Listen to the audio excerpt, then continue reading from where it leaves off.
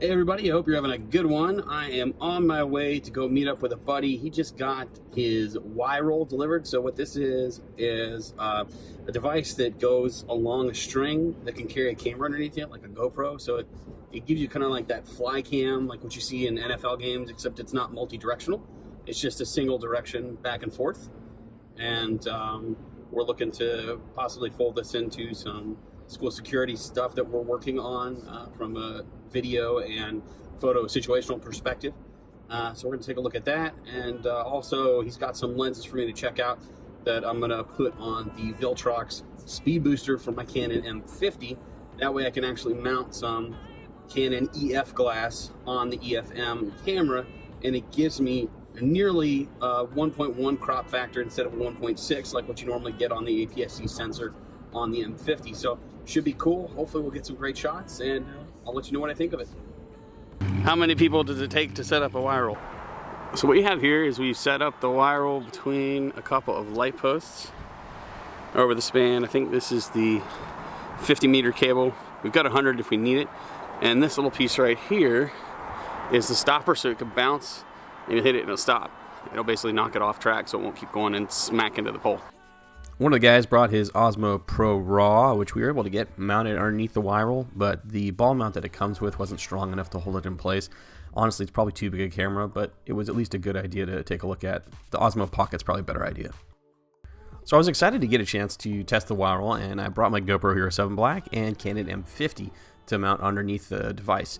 The Hero 7 Black was really easy to get mounted, and I think using an action cam is probably the best idea because using the M50 is just too heavy of a payload. It changes the center of balance, so the wind was really throwing the Wiral back and forth because all of the weight was really on the low end. I think we would be better off if you got a tighter mount on with less slack in the line. If you've got a little bit of wind coverage, like trees or a building, to keep the wind from knocking the unit back and forth. In general, I think the footage on the GoPro looks great, and the M50, not that great. What you're seeing here is the Canon 28 to 300 millimeter L glass that my buddy was kind enough to bring to me. We were able to test it on the Viltrox Speed Booster with the M50. Color me impressed, but the tail was definitely wagging the dog here. The lens was huge by comparison to the body, but knowing that I could be able to use it is really cool. I also got to mount the 14mm aspherical lens, and the field of view was crazy on it, so I've definitely got some things to think about on where I want to go with my lenses going forward. Hey, so we just got done messing around with the Wiral a little bit, and I got to use the Viltrox Speed Booster on the M50.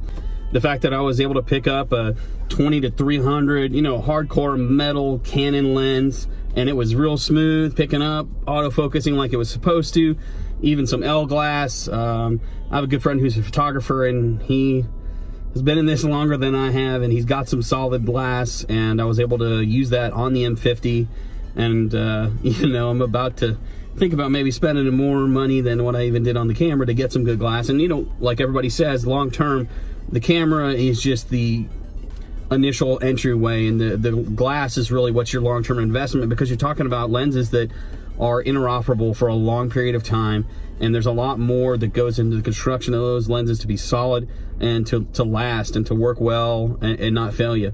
So it's pretty cool to see also a 14mm aspherical, and just the depth of field for days, just everything's in focus. It's super wide. It's pretty cool. Here's a better look of what I was getting straight out of camera at 28mm and 300. I plan on coming back and doing a more in-depth review of the Speed Booster when I get a chance to get my hands on those lenses again. So if you've made it this far, thanks for watching. Like, share, subscribe, and I'll bring you more stuff.